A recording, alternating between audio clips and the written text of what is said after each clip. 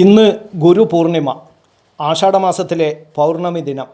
വ്യാസമഹർഷിയുടെ ജന്മദിനമായതിനാൽ വ്യാസപൂർണിമ എന്നും ഈ ദിനത്തെ അറിയപ്പെടുന്നു. വ്യാസമഹർഷി ബ്രഹ്മസൂത്ര രചന തുടങ്ങിയതും പിന്നീട് ആദിശങ്കരൻ അതിന് ഭാഷ്യം എഴുതി തുടങ്ങിയതും സന്യാസ ദീക്ഷയും മന്ത്രദീക്ഷയും കൊടുക്കുന്നതും സന്യാസ ശ്രേഷ്ഠന്മാരുടെ ചാതുർമാസ വ്രതാരംഭവും എല്ലാം ഒത്തുചേരുന്ന ഈ പുണ്യദിനം ഗുരുപൂർണിമ ദിവസമായി ലോകം ആചരിക്കുന്നു.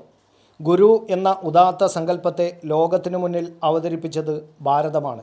അതുകൊണ്ട് തന്നെ വേദവ്യാസൻ വിശ്വഗുരു കൂടിയാണ്. ഗുരുവിന് മുന്നിൽ സ്വയം സമർപ്പിക്കേണ്ട ദിനമാണ് ഗുരുപൂർണിമ. നമ്മുടെ ഗുരു പരമ്പരകൾക്ക് മുന്നിൽ പ്രണമിക്കേണ്ട ദിനം കൂടിയാണിത്. കണ്ണൂർ പനങ്കാവ് മാതാ അമൃതാനന്ദമയി മഠത്തിൽ ഗുരുപൂർണിമ വിപുലമായി ആഘോഷിച്ചു.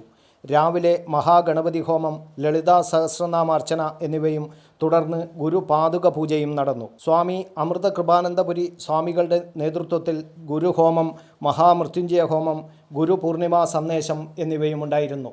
ബ്രഹ്മചാരിണി നിർലേപാമൃത ചൈതന്യയുടെ സത്സംഗവും നടന്നു. ഭക്തിഗാനസുധ, മംഗളാരതി, അമൃതഭോജനം എന്നിവയോടുകൂടിയാണ് പരിപാടി സമാപിച്ചത്.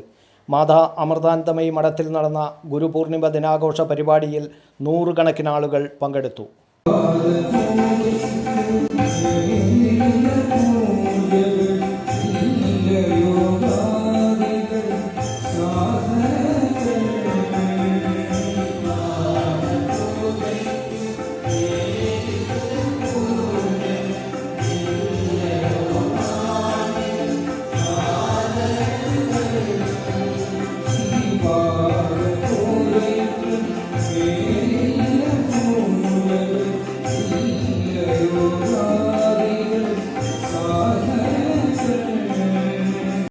News bureau, Kannur media.